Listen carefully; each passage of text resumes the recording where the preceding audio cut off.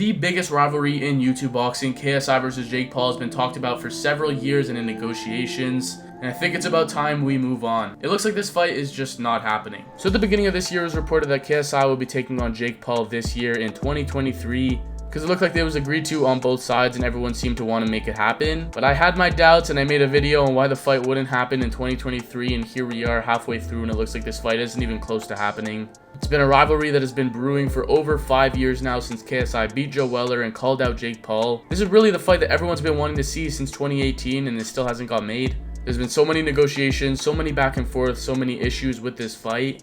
The biggest issue in this fight are the negotiations. There's a lot of disagreements on both sides. The card would definitely be hard to organize with both sides having different promotions, Misfits Boxing and Most Valuable Promotions. KSI is obviously going to want to have his share of Misfits fighters on the card, a Misfits Boxing card. And Jake Paul will want to have and promote his fighters on the card, such as Amanda Serrano, Ashton Silva, and more. So the discussions of who would be A side, how the card would go, who would be sanctioned by, would it be a pro fight, etc. have all been hurdles in the way of making this fight happen. But earlier this year, it looked like negotiations were finally progressing. It looked like both sides really wanted to make it happen. Even talks of a winner-takes-all fight, which Jake Paul said he wouldn't take the fight at 180 pounds if it wasn't winner-takes-all. And speaking of 180 pounds, that's another issue in this fight, the weight. The most Jake Paul's fought at is 185 pounds, meanwhile KSI is fighting at 175 pounds, so to meet in the middle, they're looking at 180 pounds. So for Jake's side, it's going to be hard to make that weight, and for KSI's side, he doesn't want Jake Paul to be so much bigger than him on fight night and in the weigh-in. So because of that, there have been back and forths, 185, no 175, no 177 and a half, all these negotiations. Nothing's really been able to be put together. Jake Paul agreed to a winner-takes-all at 180 pounds though, which he was saying KSI didn't exactly agree to because of his promotion or something. I don't even really know what they were talking about. I think Jake wanted Misfits to make none of the money from the event, which just makes no sense. There were all these stipulations of the weight just really never got agreed to.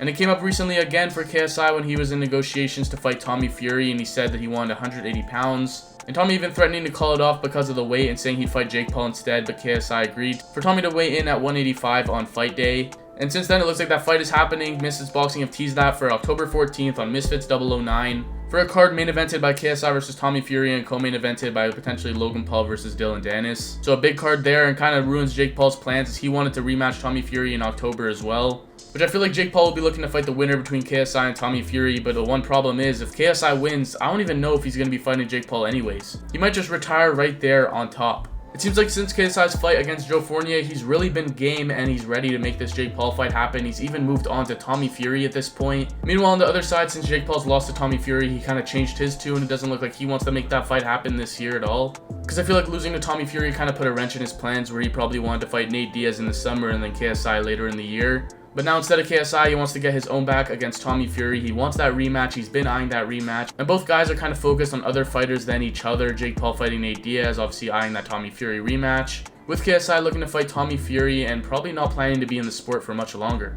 That could really be the biggest issue for this fight to never happen. If KSI goes and fights Tommy Fury, he's publicly said many times that he plans to retire after fighting Tommy and beating him, which I feel like his plans would maybe change if he were to lose to Tommy Fury, such as looking for a rematch in that one. But regardless, KSI wants to prove he's the best YouTube boxer, he's the best influencer, he's the top of the scene. No one could beat him, and to do that, he wants to shut down Tommy Fury, who Jake Paul couldn't beat. The pro undefeated boxer from a fighting family, the Fury. And if he really accomplishes that, I feel like he might just be done with the sport. He might just not even have to come back because he did what Jake couldn't.